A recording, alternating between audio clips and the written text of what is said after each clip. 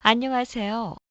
현재 나이 30, 예비 신부 나이도 30인 만난 지 6년 된 평범한 커플인데요. 글을 어떻게 시작해야 할지 막상 적어보려니 막막하네요. 사건 경위만 적으면 굉장히 간단한 얘기이지만 어디 가서 하소연할 곳도 없고 상황 설명도 하려고 합니다. 글이 길지도 모르니 미리 양해를 구합니다. 설명을 해보자면 저희는 내년 가을쯤 결혼을 생각하고 있었습니다. 아직 상견례나 그런 걸 한 건 아니고 약속된 시기가 되어서 서로 얘기를 나누었습니다. 예비 신부는 28살 때 결혼하길 원했으나 당시 26살에 제가 중소기업 취직해서 1년 정도 일하다 미래가 불안정한 것 같기도 하고 부모님께서 그거 벌어가지고 결혼은 어떻게 할 것이며 네 와이프니 자식은 먹여 살리겠냐고 좀 더 준비해서 좋은 회사로 옮기길 원하셔서 27살에 일을 그만두고 제가 좋게 말하면 취중생 안 좋게 말하면 백수였습니다. 예비 신부는 원룸 시작도 괜찮다고 결혼하고 본인 돈으로 먹여 살리며 취직도 기다려주겠다고 했지만 그건 정말 남자로서 할 짓이 아닌 것 같아서 기다려 달라고 부탁하고 29에 취직했을 때는 예비 신부가 9수라고 1년 미루자여 제가 둘이 합쳐서 1억이 넘는다면 결혼을 진행해보자고 하고 지금 시기가 되었네요. 현재 저와 저희 집과 예비 신부와 예비 신부 집 상황을 얘기하자면 저 4년제 졸업, 지방대라 크게 의미는 없습니다. 현재 모은 돈 3,500, 연봉 3,400, 보유 차량 2010년식 10만 킬로 모닝. 누나에게 물려받은 것이고 보험료는 부모님께서 내주고 계십니다. 저는 회사 버스를 타고 출퇴근하기 때문에 결혼 후 예비 신부 출퇴근길이 운전으로 50분 1시간이라 예비 신부에게 줄 예정. 저희 집 상가 건물 2채, 아파트 다수, 원룸 건물 1채 기타 땅 여러 가지 있는데 자세히는 모르겠습니다. 다만 언뜻 듣기론 대출이 12억 정도 있다고 하셨습니다. 결혼식 비용 외 집 구하는 거나 다른 거 일체 도움 없다고 제 나이 20살 때부터 말씀해 오셨습니다. 덧붙이자면 예비 신부는 저희 집이 부유한 걸 제가 두 번째 취직하고 처음 알았습니다. 5년은 평범한 가정으로 생각하고 부유한 걸 알게 된 건 1년 정도입니다. 가족 관계 양친. 아버지는 일하고 계시고 어머니는 일을 그만두신 지 2에서 3년 정도 됐습니다. 저 누나 1명. 현재 결혼해서 자동차로 3시간 30분 거리에서 거주. 친과 외가는 계속 돈 문제로 얽혀서 2년 전에 외할머니 장례식을 마지막으로 연락 안 하고 지냅니다. 그리고 제사도 지내지 않습니다. 큰 집에서 제사는 지내지만 저희 집은 참석하지 않고 돈만 보내는 것으로 알고 있습니다. 예비 신부 전문대 졸업. 21살 졸업반 때부터 일 시작. 현재 모은 돈 8,200. 연봉 2,800. 보유 차량 없음. 예비 신부 집 노후 준비 안 됨. 최근 20평 빌라에서 34평 아파트로 이사 오면서 대출을 하셨다는데 얼마인지 정확히 모르겠습니다. 가족 관계 양친. 두 분 다 일하십니다. 예비 신부 장녀 남동생, 여동생, 남동생 군인. 친가 쪽과는 관계가 썩 좋지 못한 것으로 알고 있으며 외가 친척분들끼리 자주 모입니다. 제가 참석한 자리도 3번 정도 있는데 분위기는 굉장히 좋았습니다. 이 정도입니다. 저희 부모님께서는 결혼식 비용만 그 외 집 구할 자금 같은 다른 비용을 일체 주지 않겠다고 하셨습니다. 예비 신부 부모님께서는 결혼 비용 지원을 해주지 않겠다 하셨기에 최소한 전세 출발은 하고 싶어 둘이 합쳐 1억을 모려고 하였고 그게 성공하여 이번에 확실하게 결혼 얘기를 꺼내 진행하려고 했습니다. 결론을 말씀드리자면 예비신부 부모님께서 예비신부 적금 통장 5천만 원짜리를 가지고 계셨는데 이번에 이사를 하시면서 사용하셨다는 건데요. 그 상황에 대한 얘기를 해보겠습니다. 서로 결혼 얘기하면서 제가 사는 지역이 지방이라 1억 2천이면 20평 빌라 제 명의로 되어 있지만 실질적으로 부모님이 보유 중이신 좀 오래된 빌라인데 위치도 차로 저희 집 20에서 25분 정도, 예비신부 집 50에서 55분 정도, 예비신부 직장 45에서 50분 정도 거리이기도 했고 그 빌라에 살던 외국인이 더운 지역 사람이라 화장실 같은 곳에도 히터 같은 걸 전부 설치하고 정말 깔끔하게 리모델링이 되어 있어 제가 좀 돌아다녀 봤으나 그 이상 하는 매물은 없는 것 같아 부모님께 말씀드리고 전세금 드리고 들어가려고 계획 중이고 예비신부도 그 집 사진 보고 굉장히 만족했었습니다. 그리고 제가 9월 30일에 예비신부를 만나서 이제 각자 부모님께 결혼 얘기를 꺼내자고 하고 어머님께서 들고 계신 자기 적금 이제 슬슬 받아야 하지 않겠어? 라고 말을 꺼냈습니다. 그리고 서로 웃으며 좋게 좋게 얘기하면서 헤어졌습니다. 그리고 저는 부모님과의 대화 내용이 저 엄마 나 이제 슬슬 오호이랑 결혼하려고 내년쯤에 어때요? 어머니 둘째랑 이제 결혼하려고? 어머니께서 예비신부를 둘째 공주라고 부릅니다. 누나는 공주라고 부르고 그렇다고 저를 왕자라고 부르진 않고 이름이나 아들이라고 부르십니다. 근데 그 엄마가 재개발 때문에 투자해놓은 4명의 빌라.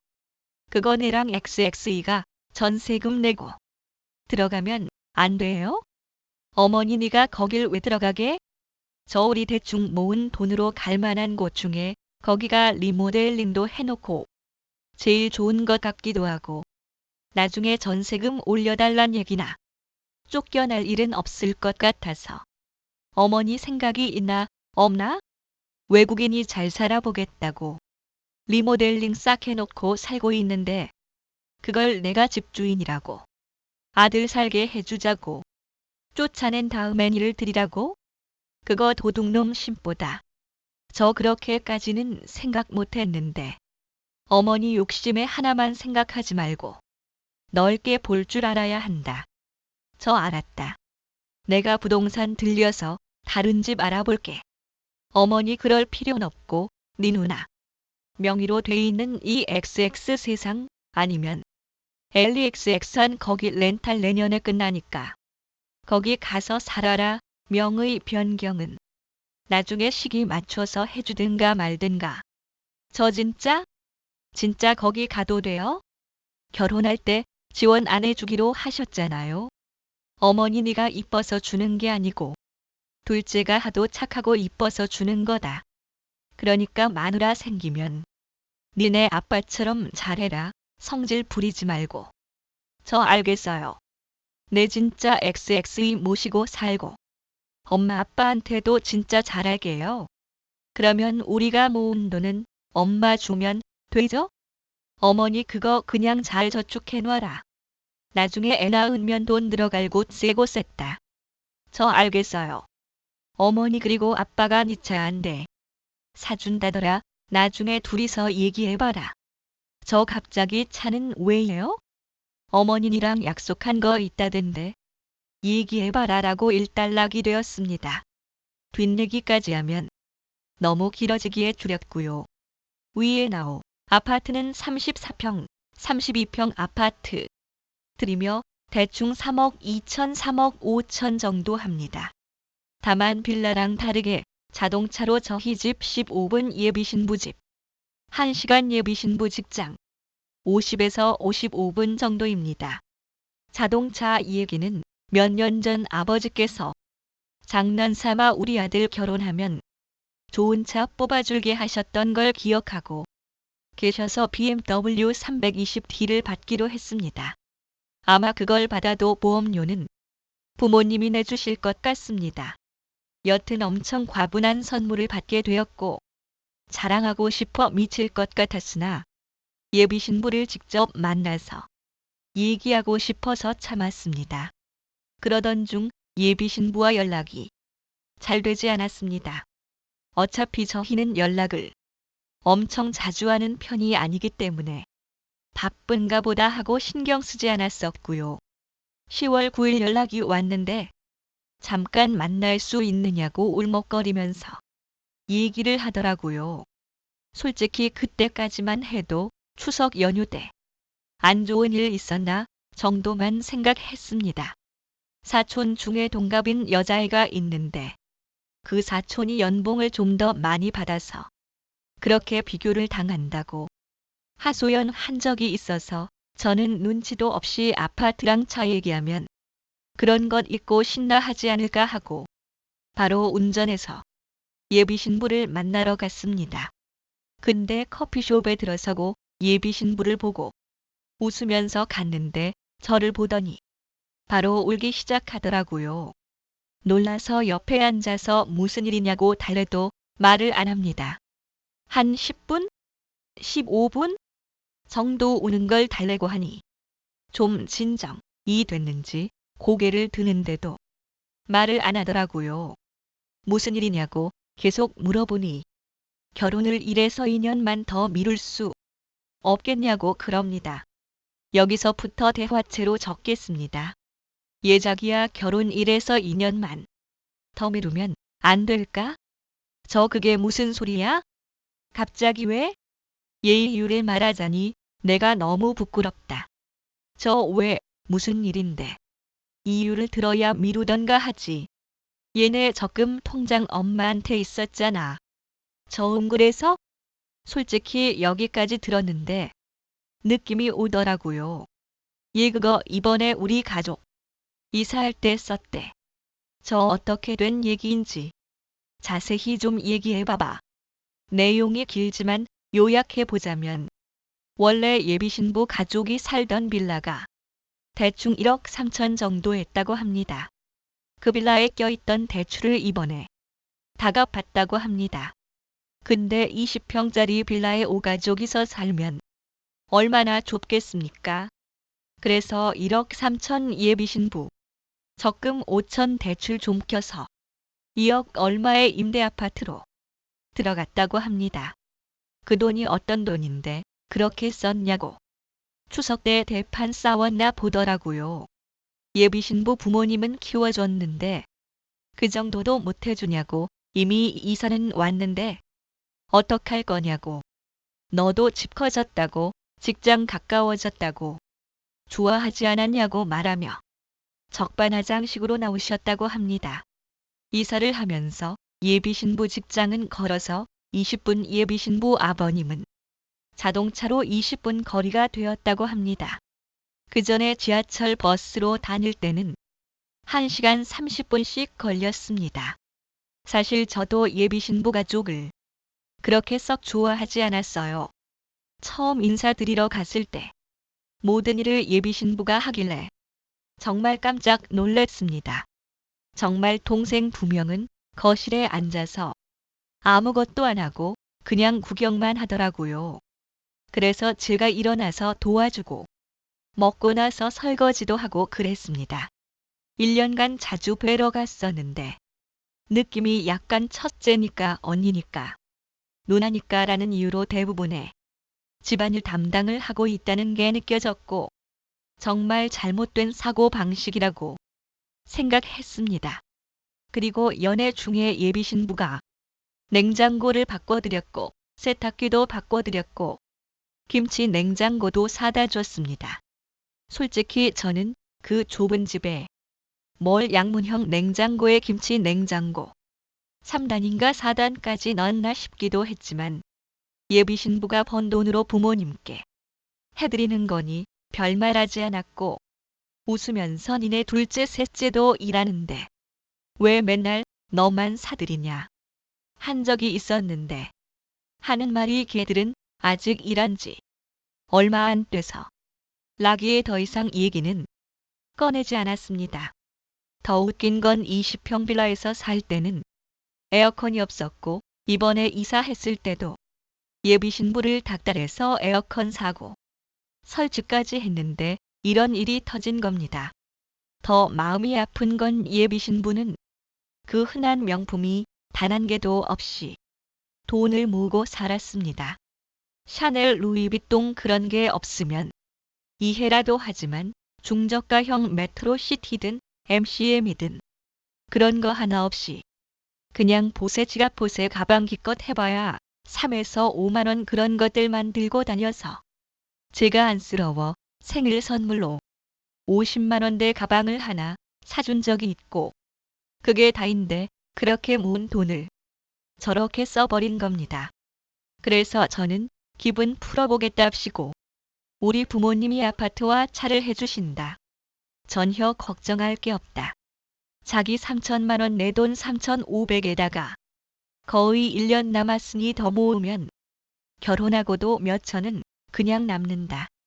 걱정하지 마라라고 했더니 더 크게 웁니다.